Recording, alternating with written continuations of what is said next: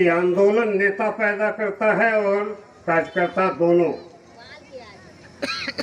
आज यहाँ 144 दिन बाद साफ दिख रहा है कि इस आंदोलन ने बहुत सारे नेताओं को पैदा कर दिया, बहुत सारे कार्यकर्ताओं को पैदा कर दिया है और इतनी बड़ी जमात है कि सत्ता का इससे टकराना आसान काम नहीं होगा। दूसरी चीज मैंने कही थी कि अगर आंदोलन के साथ कोई किसी भी तरह का पाखंड और धूर्तता करता है तो आंदोलन उसके चेहरे की पर काली पोत कर उसे बाहर कर देता है। ये जटिल समय है भारत में। किसान आंदोलन के उस महान संघर्ष के बाद इस समय उत्तर प्रदेश में शायद 20 जगह इसी तरह से किसान बैठे हुए हैं। आपको मैं बधाई इसलिए देना चाहता हूं कि आंदोलन की पहली मंजिल ये होती है कि आंदोलनकारी सत्ता के डर को उतार के फेंक दे। सत्ता का जो सबसे निचला पायदान है पुलिस प्रशासन, उसके आतंक को तोड़ दे, पहला चरण होता है। इसे आपने तोड़ दिया है, आपने उनके भय को तोड़ दिया है, इसलिए आपको सबसे पहले मैं सलाम करता हूं। दूसरा आंदोलन का पायदान होता है कि समाज के बीच के विभाजनों को पाट देना।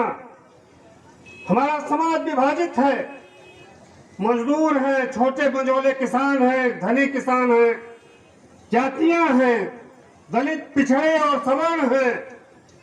आंदोलन इस खाई को पाटता है और इस पाटने के क्रम में वह समाज में मेहनत करने वालों को नेता बनाता है। जो मेहनत मजदूरी करके खड़े होते हैं उनको नेता बनाता है। इसलिए जो महिलाएं यहाँ आज दिखी, जो मेहनत करने वाली महिलाएं हैं, जो खेतों खलिहानों में काम करती हैं, जो सफेद कुर्ता पायजामा पहन के नहीं घूमती, उन महिलाओं की लड़ाई ने समाज की एकता को मजबूत किया है और आंदोलन विजयी होने की तरफ बढ़ा है। तीसरा जो हमारे सामने संकट था इस आंदोलन का, वो ये था कि सत्ता के दलालों, सत्ता के कर्मचारियों, जिला प्रशासन की तिकड़मों को फेल कर देना, उसे कूड़ेदान में डाल देना। हमारे इस आंदोलन ने हमारे अंदर या बाहर जितने भी सत्ता के इस तरह के कीड़े मकोड़े थे उन्हें बाहर कर दिया है, उन्हें लड़ाई के मैदान से बाहर कर दिया। इसलिए सरकार की तिकड़मों को नाकामयाब करने के कारण, कई बार जो दमन की कोशिश हुई उसको फेल करने के कारण, वार्ता में उलझा कर किसान आंदोलन को कमजोर करने की साजिश के खिलाफ आपने मजबूती से लड़के इस आंदोलन को आगे बढ़ाया है। इसके लिए मैं आपको सलाम करता हूं और लाल सलाम पेश करता हूं। अंतिम बात यह है कि हमारे बहुत सारे साथी यहाँ हैं, वो आपसे बात करेंगे।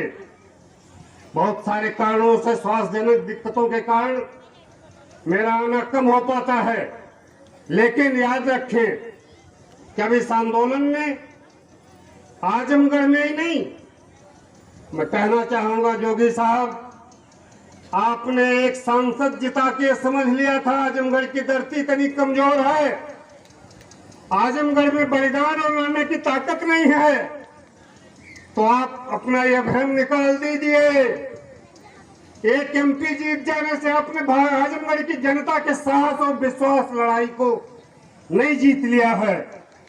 इसलिए आप ये समझ ले कि आपने जो भ्रम पाल लिया था कि हम सांसद दिनेश लाल के जीतने के बाद आजमगढ़ के किसानों और मजदूरों को उनकी जमीनों और घरों से बेदखल कर देंगे, तो यह आंदोलन ये लोग बता रहे हैं कि आपकी यह समझ गलत थी। आजमगढ़ के बारे में आपकी सोच गलत थी, आजमगढ़ की जनता के बारे में आपका मूल्यांकन गलत था। उसे सुधार लीजिए और सुधारने का एक ही तरीका है कि आप इस पूरे प्रोजेक्ट को कूड़ेदान में डाल दीजिए। यही एकमात्र रास्ता है। जब तक आप ये नहीं करेंगे, आजमगढ़ की बलतानी जनता आपसे लड़ेगी इसी के साथ में अपने अतिथियों का फिर से एक बार स्वागत करते हुए उन्हें धन्यवाद देते हुए अपनी बात समाप्त करता हूं। इनकलाब जिंदाबाद।